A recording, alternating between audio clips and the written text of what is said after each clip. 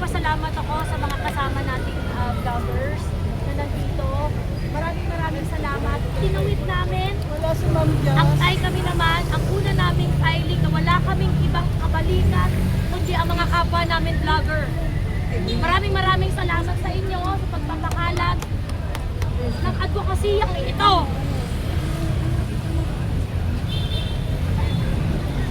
Nagawa namin to dahil mahal namin si tatay. Mahal natin si PRRD, lahat tayo. Nilibot namin ang buong Pilipinas. Yung mga kasama po namin dito, naglakaan ng kanilang oras, naglakaan ng kanilang panahon, pera, para ipaglaban kung ano ang tama. Ngayong araw na ito, 162, 561 na Pilipino ang nanindigan at nagsusumamo sa Supreme Court na magdesisyon na sila sa mga habeas corpus cases ni PRRD dahil hindi tama ang ginawa kay PRRD. Tuloy-tuloy po ang signature campaign at inaasahan po namin na mga kababayan namin na hindi pa nakakapirma ay sasama sa atin para manindigan. Ito ay hindi lang para kay PRRD, ito ay para sa kinabukasan ng lahat ng kapamilya natin at ng mahal natin sa buhay. Si PRRD, sikat siya, mahal siya ng mga Pilipino. Yung ginawa kay PRRD, marami tayong magtatanggol sa kanya. May magsisignature campaign sa kanya, may tatayo para sa kanya. Pag hinayaan natin na walang gagawin ang ating gobyerno para kay PRRD, sino ang titigil? Pag ikaw ang nawala, pag ang pamilya mo ang nawala, walang magsisignature campaign para sa inyo.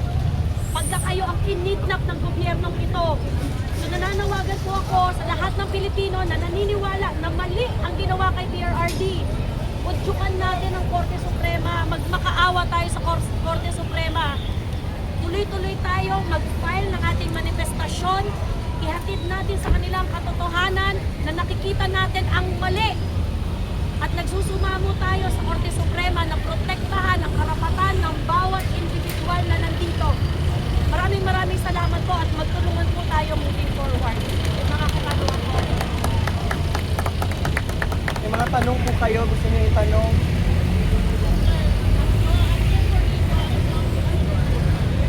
We will collect more signatures. Magpapile kami at hanggang hindi nagdedesisyon ng Supreme Court at hindi tayo nadidinig, tuloy-tuloy ang pagpapile natin at nananawagan kami sa lahat ng mga kasama namin vlogger na ipakalat ang balita. Tayo ang nagtulungan dito simulang-simula pa lang. And I'm very proud of my comrades who are here who also signed the petition with us. Signature campaign with us. We have Ma'am Janet from Davao, matinik idol dito sa Manila, si Ma'am Tit Takahashi ng Cebu, Placido, Central Luzon, si Ma'am Ana, kasama ni Sir Placido, si Sir Vic, Marvin, Kababayan PH, maraming salamat. Simulang-simula, kasama po namin. At si Kuya Park na nandyan po, at si Ma'am Zaida Sema na nag-iinitan lang mula sa Cotabato City. At yung mga iba pa na hindi namin napakalanan na wala dito ngayon, pero matindi ang ambag sa pinaglalaban natin ngayon.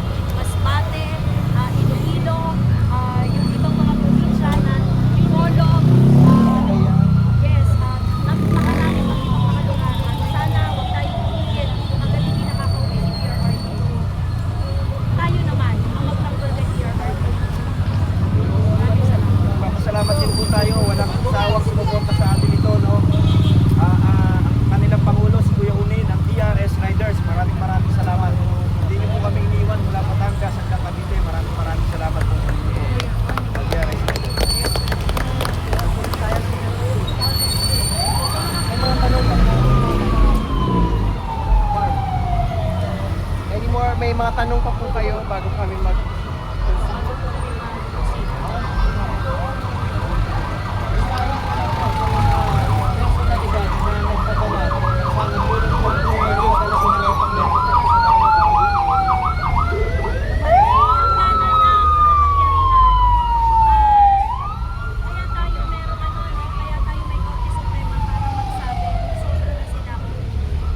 So that is why nandito tayo ngayon sa harap ng Korte Suprema. We are pleading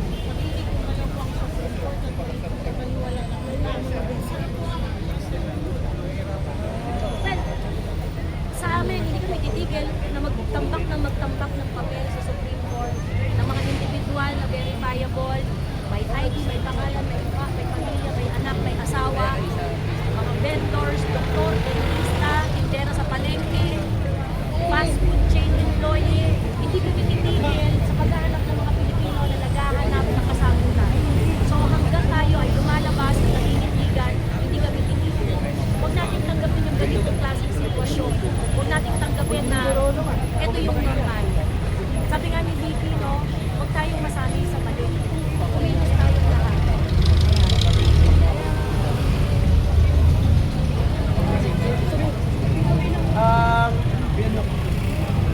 As a Davaoenyo, no, reborn and raised, I got an opportunity to defend somehow former President Rodrigo Roa Duterte by this opportunity na nabigay sa akin. And I've witnessed sa pag-iikot namin sa Pilipinas, Luzon, Visayas, Mindanao. I saw it myself with my own two eyes kung gaano po minahal ng Pilipino si PRRD. Hindi ganito karami ang signatures kung walang nagmamahal kay PRRD. Lahat sila pumunta, lahat sila nakiisa, and nananawagan din po ako, sabi nga ni Ate Joey, hanggat hindi sila sumasagot, maraming Pilipino ang tatayo para kay PRRD until he is back home. Tulungan niyo po kami magdasal, makiisa po tayo hanggang siya ay makabalik.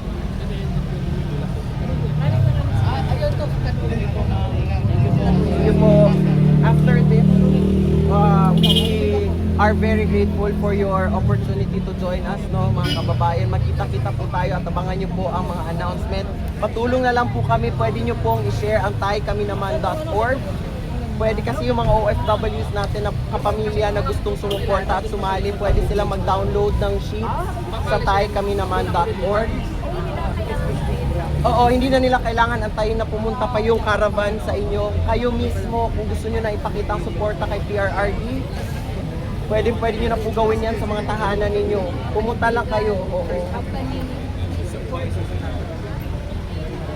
The campaign. Maraming salamat. Thank you po.